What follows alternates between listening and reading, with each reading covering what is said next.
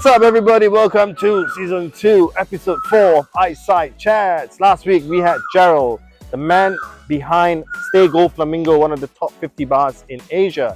This week, we have a very, very special guest. I'm proud to bring onto stage, or in the ice bar, my good friend D'Angelo. D'Lo, come on in, my man. All right, come on in.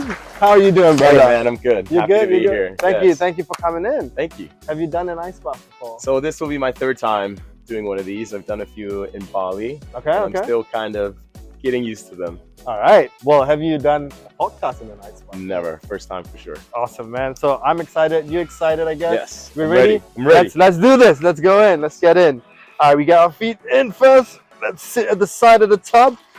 Whoa! Nice and warm. How are you feeling so far? Yeah. It's gonna be a good session. It's gonna be fun. Yeah. All right, D'Lo. Without further ado, tell us about yourself. Tell us what you do. Tell us your story. Yeah, absolutely. So my name is D'Angelo, aka D'Lo. I'm the founding partner for Singapore for a growth consulting business called Think and Grow. Okay. What we do very well actually is internationalize startups into new markets. So if you are crushing it in your core market, we help you do the same somewhere else. We help you sort of win your first few customers in those markets. We help you on the planning, on the execution, and then just making you a rock star in whatever part of the world you choose to take your business into.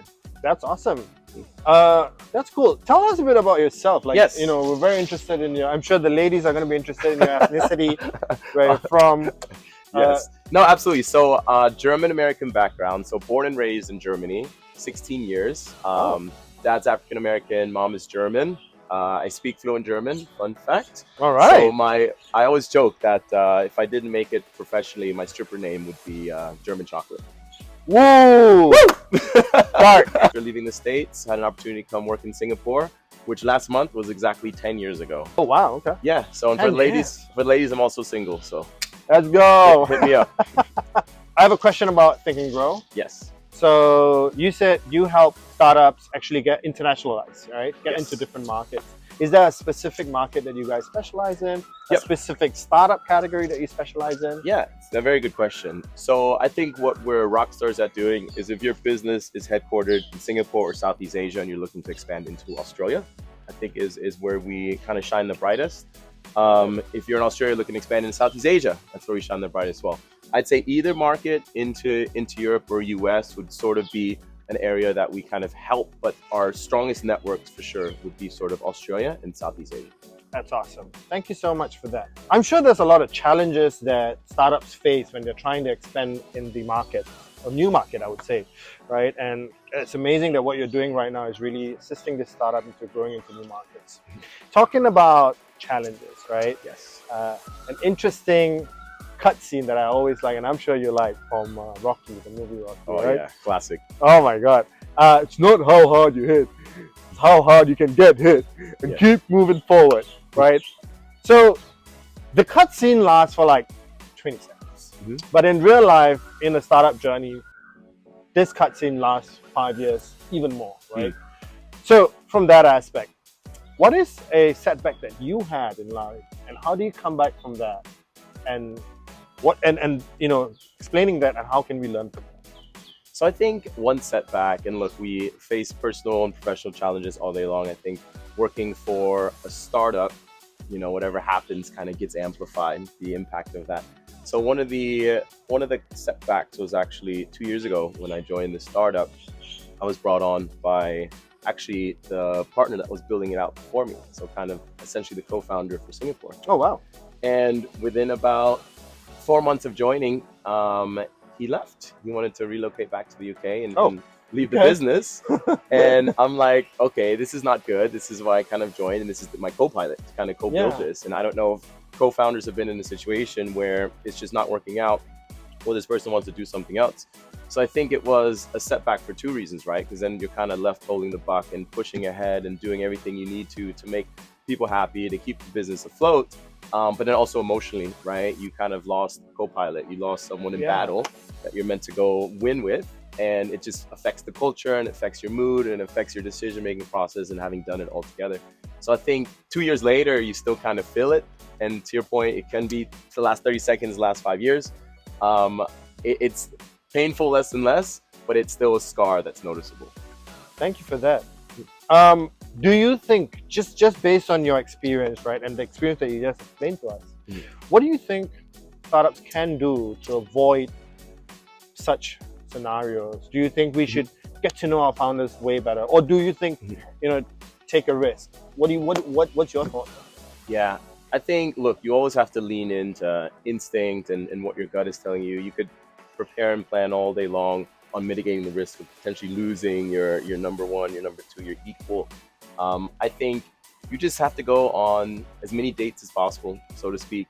Just, even though you're exhausted, go on one more date. Figure out the chemistry there, figure out the goals are aligned and what their long-term ambitions are as well. I think you can't overqualify that component to the point where at least if something does happen and they go and chase a different rabbit, you're kind of like, okay, 20% of me thought that might happen. And it's like less destructive. So on that note, there was also a bit of like a personal setback that I had about a year ago. And this was an actual health scare. So I was coming back from travels and I developed really bad tinnitus. I don't know if you guys know what that is, but it's basically a really loud ringing in the ear and it's consistent. It's like a high pitch ringing day and night, 24/7.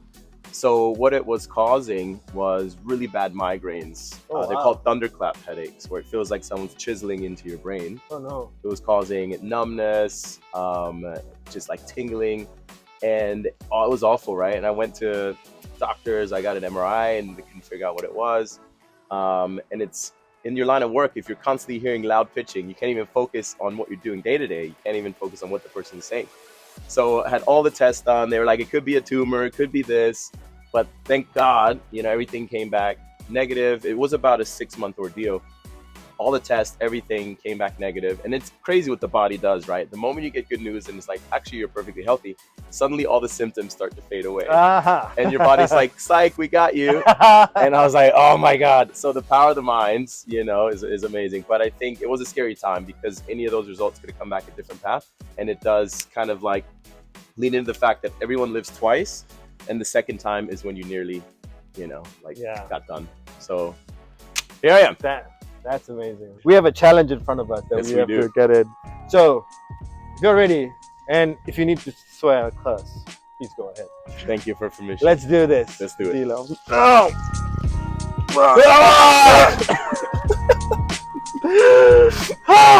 Oh no! Every single time.